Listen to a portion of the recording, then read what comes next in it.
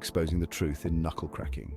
Does it really lead to arthritis, or is that just a tall tale? All right, let's get this straight. Cracking your knuckles sounds like popcorn popping, but does it really cause arthritis? Spoiler alert, nope, there's no scientific evidence linking it to arthritis. Here's the scoop. When you crack your knuckles, you're actually popping small air bubbles in the fluid around your joints. It's like your joints are having a little party. But before you start a knuckle cracking symphony, remember this: it might drive people around you crazy. So crack away if you must, just maybe not during a movie or in a quiet library. So next time someone gives you the stink eye for cracking your knuckles, just smile and tell them, "I'm not getting arthritis, I'm just making music with my joints." Keep your joints happy and your friends happier.